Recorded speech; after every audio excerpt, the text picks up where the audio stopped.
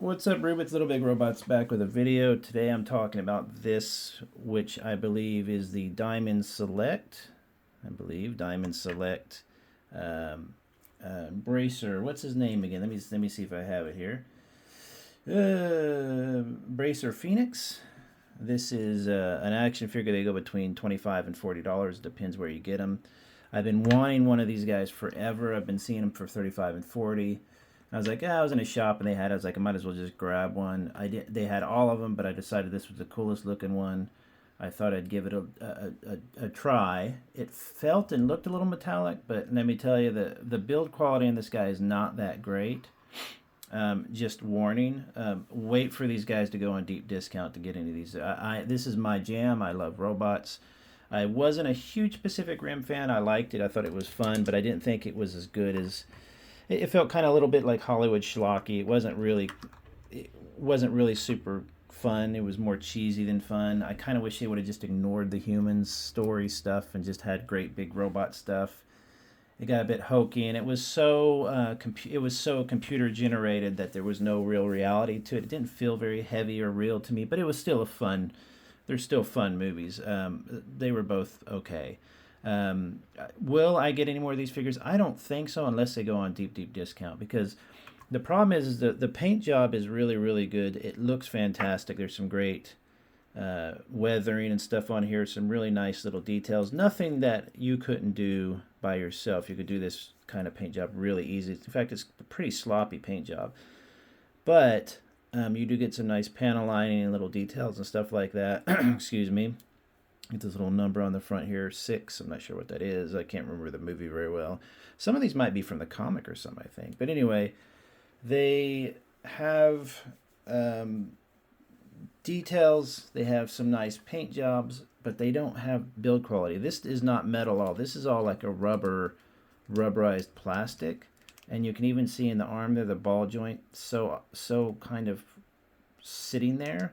It's just not a really good look, and you can already tell these are getting loose. Now, the big problem I have are with the legs.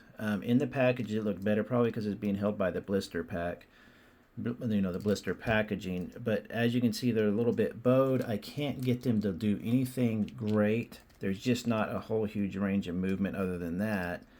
And he's got this kind of backward step. Maybe the other ones have a better... range of motion because they don't have the backwards facing leg, the backwards bent leg.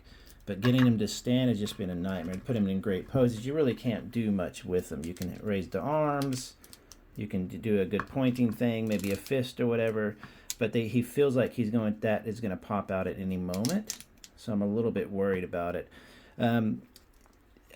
Granted, there's supposed to be these, 300 foot tall or 200 foot tall, whatever it is, robots, which are, realistic in a way. They're supposed to feel heavy. They're not meant to be flying through the air necessarily, although some of them do in the movies.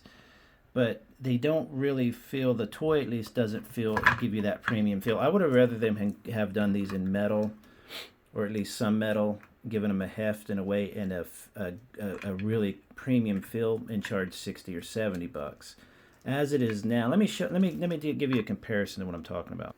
So what I have here is the Forging Soul. These are 1/60th scale figures from China. I believe they're an original IP. And this is all pretty much like a metal. There's plastic bits, of course. This is plastic, I believe.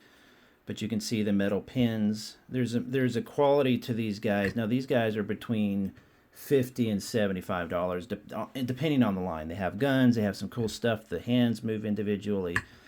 But I was happy to pay that for these guys because there's such a kind of a premium feel to them, and there's so many nice details. The backpack does come off. I've done a review of this guy if you check my past videos. And they're so posable, and they have so much interesting little, opportunities for doing cool stuff. They're not going to do the posability to do with a Spider-Man figure from from something like that. But they for their size and their shape and stuff like that, they do plenty.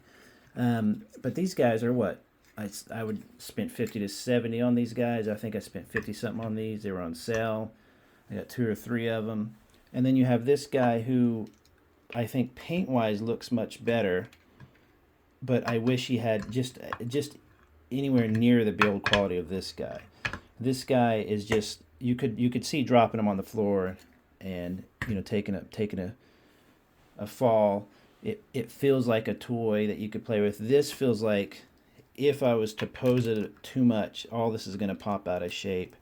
Something's going to pop off, and it's really quite disappointing. I really like the figure. I love the look of it. I love, of course, just robots, and it is kind of scale agnostic. This could go with Finster here. He could be his buddy. It could go with the Zoids things. Other than the paint job, it can go with a lot of different scales, because although this is Pacific Rim, you could easily see this being like in Warhammer. There could be a person inside this suit. It could be 1/60th scale, 1/100th scale. It doesn't matter. I like toys that just look cool like that, but so does this guy, and he's got such a more premium kind of quality build to him.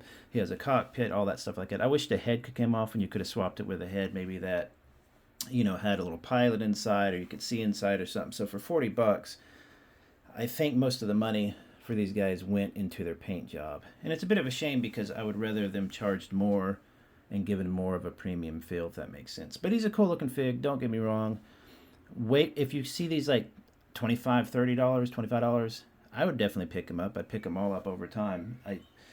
It's a well-known enough movie and IP that these guys are going to be around for a while. So if I see these on sale, I'm going to grab them all. They're great figs, but nowhere near the 35 or 40 that a lot of people are asking. Go with one of these, spend $15 more, and get you some Forging Soul stuff. But still looks cool. Not my favorite, but looks cool. Have a good one, everybody. Bye bye.